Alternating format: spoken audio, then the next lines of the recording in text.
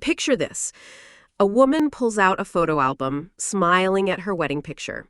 5 minutes later, she's in tears, whispering, "Those days are gone." By the end of this episode, you'll understand why old photographs can heal or harm, depending on one simple shift in perspective, and why the way you look at them tonight could affect your mental health tomorrow. Hi, everyone. I'm Susan Miller, and welcome back to Senior Health Talks. If you've ever sat with a shoebox of old photographs and felt that tug in your chest, that mix of warmth and sadness, you know exactly why we're here today. Because what seems like an innocent look back at our lives can, in some cases, leave us feeling lonelier, more fragile, even more invisible. But here's the twist. Photographs aren't just snapshots of the past, they're tools. And depending on how we use them, they can either become anchors pulling us down or bridges that carry us forward. And with me today, as always, is Dr. David Harper. David, this is a topic that feels very personal for so many. It absolutely is, Susan. Photographs are not just images, they're emotional triggers. Neuroscientists call them memory cues.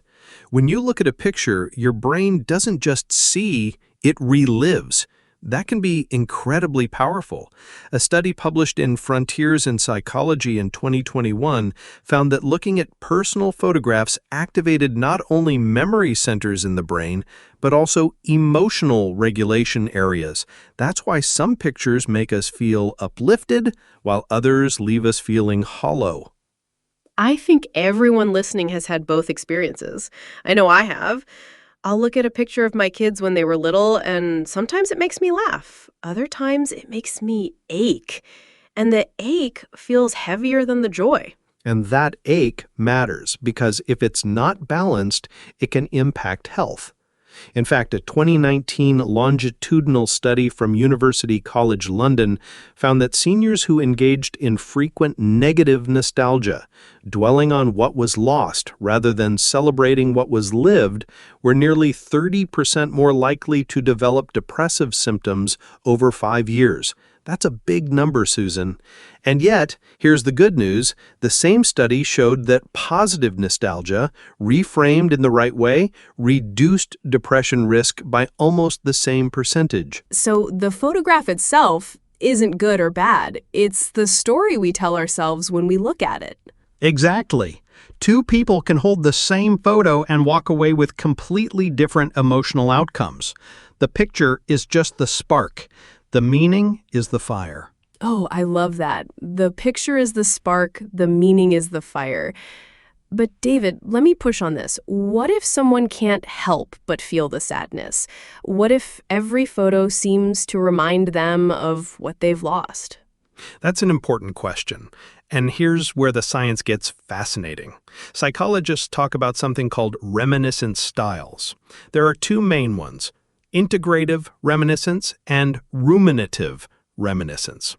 Integrative is when you look at the past and connect it to your sense of identity, your growth, your values. Ruminative is when you get stuck, when the memory becomes a loop of longing and regret.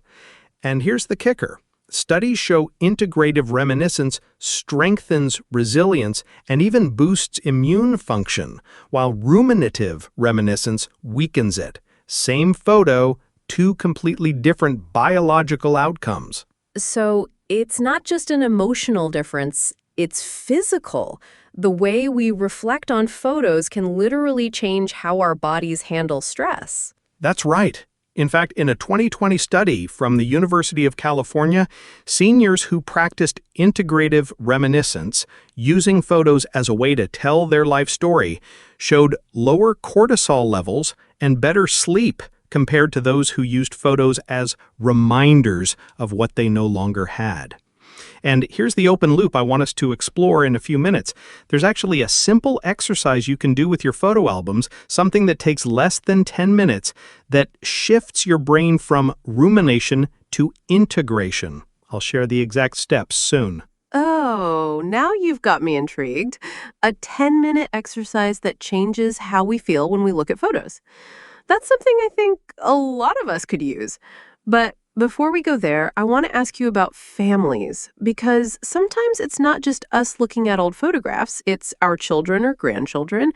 And I've noticed sometimes they don't look at those pictures the same way we do. Do you think that gap can make the bittersweet feeling even stronger? Oh, Susan, you've just put your finger on one of the biggest hidden dynamics.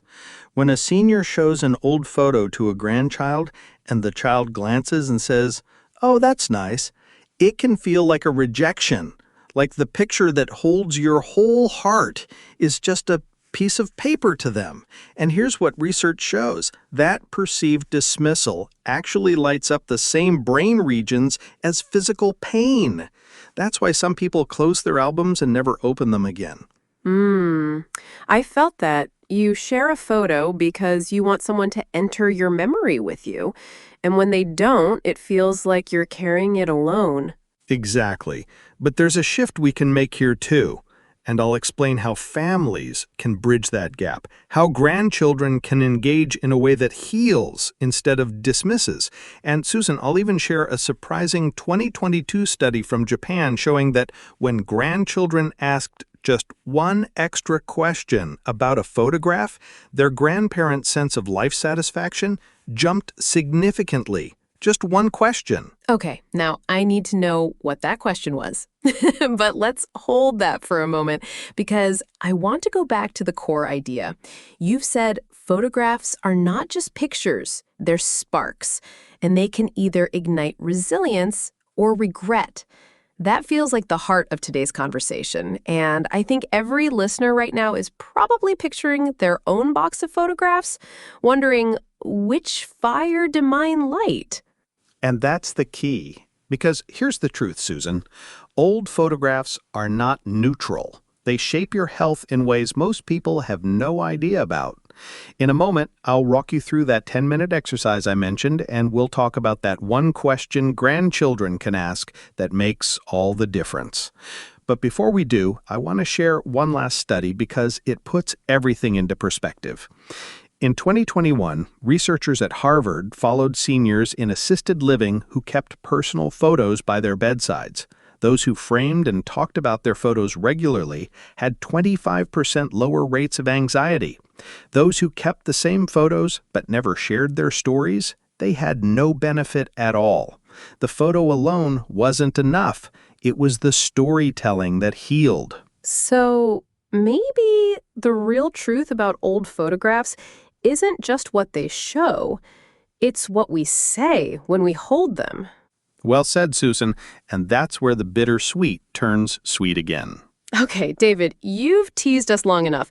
Tell me about this 10-minute exercise, because if something that simple can shift the way we experience photographs, I think a lot of people listening are going to want to try it tonight. Absolutely. This exercise comes from what psychologists call life review therapy. It's been studied extensively, especially with older adults, and the results are remarkable. Here's how it works. The next time you sit with an old photograph, whether it's a wedding picture, a vacation snapshot, or even something bittersweet, don't just look at it. Set a timer for 10 minutes. In those 10 minutes, tell yourself the story of that photo out loud or write it down. But, and this is key, end your story with one sentence that connects that past moment to the present. Something like, "That trip taught me how much I love nature, which is why I still walk outside every morning."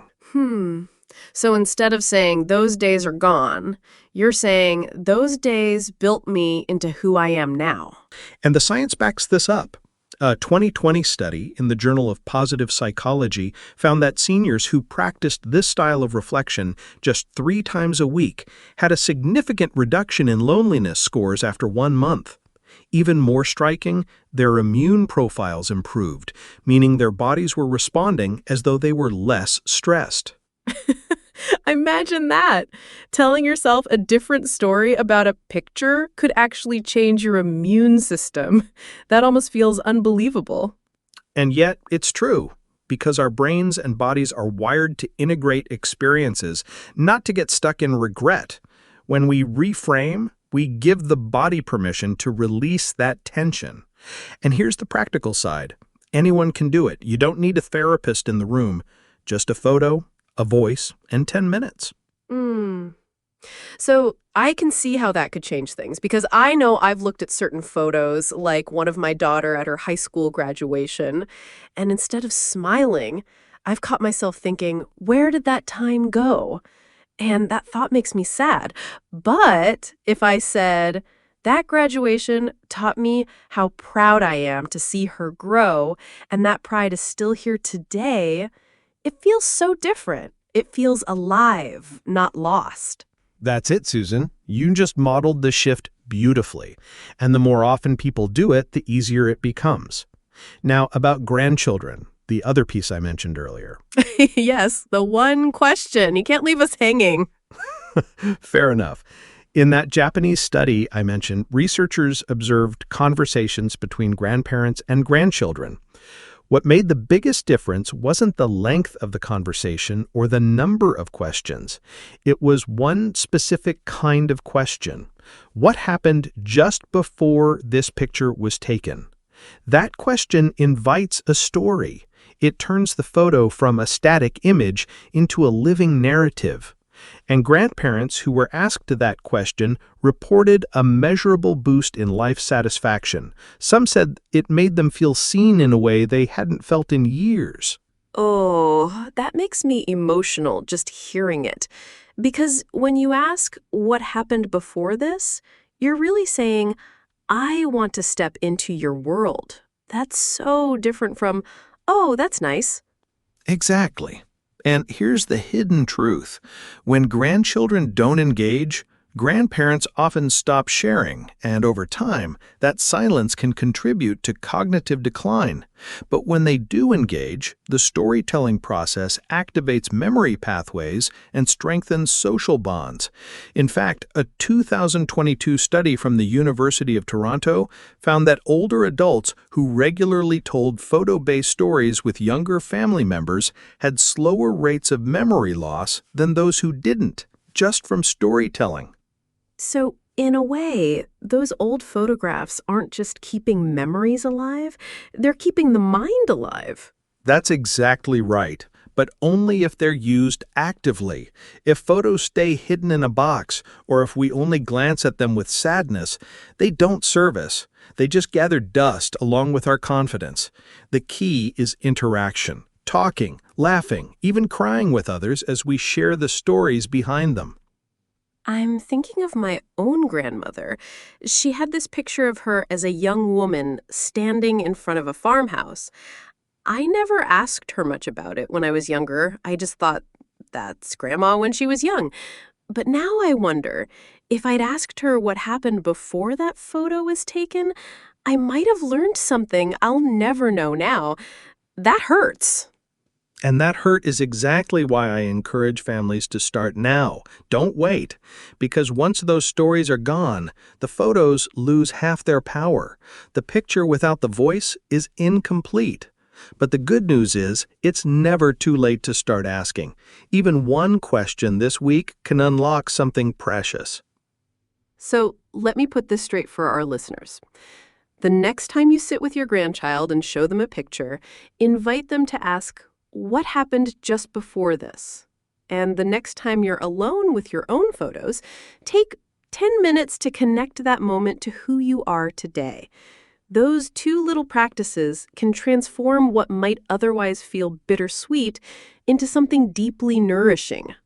Well said, Susan. And here's the next layer we'll explore in a moment, because not all photographs bring back family. Some bring back pain, lost loved ones, estrangement, regret. And that can feel unbearable.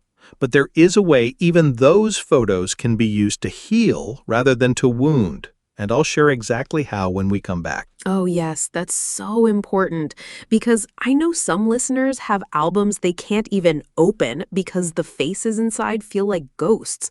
And the idea that there might be a way to handle that pain differently, it feels like something we really need to talk about. David, before the break, you said something that really struck me. You mentioned that not all photographs bring joy. Some bring pain. And I think many listeners know exactly what that means. Maybe it's a picture of a spouse who's passed or a child they've lost touch with.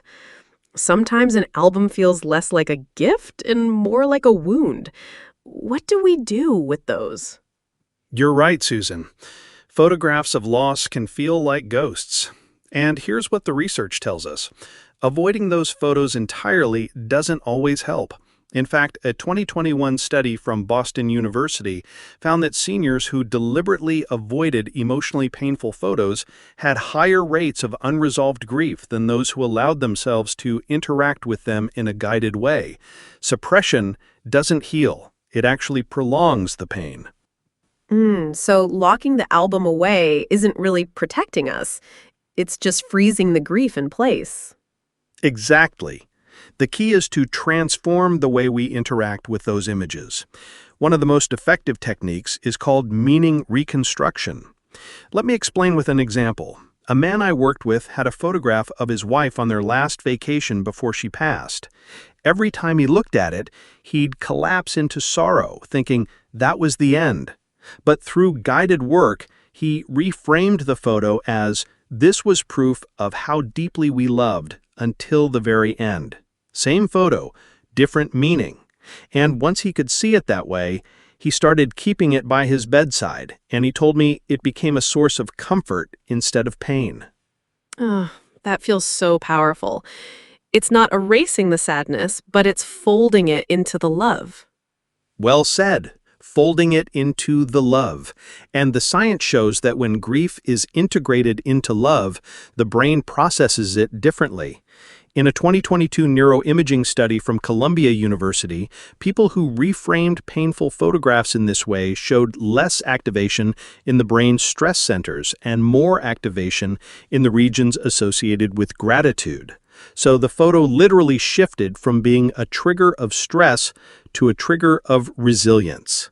So, David, can I confess something? There's a photograph of my father right before he passed that I've struggled to look at. For years, I've avoided it because it felt like seeing the goodbye all over again. But what you just said makes me wonder if I could look at it differently. Maybe not as the moment of loss, but as a reminder of the strength he gave me, even at the end. That's exactly the shift, Susan. And notice what you just did. You took the photo from being a full stop to being a comma in your life story. Not the end, but part of a continuing sentence. That's the essence of meaning reconstruction. A comma instead of a full stop. That makes me tear up, but in a good way. And here's something practical for listeners. If you have a painful photograph, try this exercise. Hold it in your hands and write down 3 sentences about it. The first is what you feel when you see it. The second is what it proves about the love or connection you had. The third is how that proof still lives in your present life. It takes just a few minutes, but it changes the relationship with the image. That feels doable. And it feels like a way to reclaim something that's been holding too much power. Yes, because photographs aren't meant to trap us. They're meant to remind us. And when we shape the meaning, we shape the memory. Now, let me add one more surprising layer. A 2023 study out of the University of Sydney found that seniors who used photographs as part of gratitude practice, actually saying thank you out loud while looking at a picture, had significantly reduced symptoms of both anxiety and chronic pain. The act of gratitude literally rewired their emotional response to those images. Wait, so even physical pain was affected? Yes, because pain is magnified by stress, and gratitude lowers stress responses. When a person looked at a photo of their spouse and said, "Thank you for the years we had," their body calmed, blood pressure lowered, pain perception eased. Photos can become medicine if we use them intentionally. I think you've just given our listeners a whole new way of looking at that shoebox in the closet. Not just as memories, but as medicine. That's right. And here's where I want to bring it full circle. Old photographs will always carry some bittersweetness. That's natural. But the truth is, they don't only belong to the past. They belong to the present, too, because they shape how we feel, how we connect, and even how we heal right now. The question is, will we let them weigh us down, or will we let them lift us up? Oh, friends, I hope you're hearing this the way I am.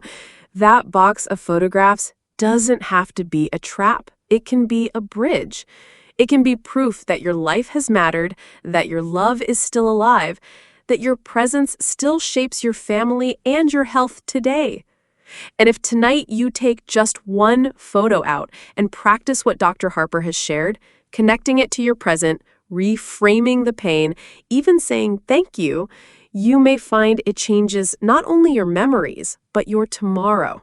And if you share that story with someone else, even better, because the picture comes alive in the telling. That's how memories become legacies. And as always, we're here with you every single day. So stick with us. Tomorrow, we'll be diving into a topic that's just as important: the hidden signs of bone loss every senior needs to know. You won't want to miss it. Until then, let your photographs remind you not only of where you've been, but of how deeply you still matter. Beautifully said. Thank you, Dr. Harper. And thank you, dear listeners, for letting us share this space with you. This has been Senior Health Talks. Until next time, take care of your stories and let them take care of you.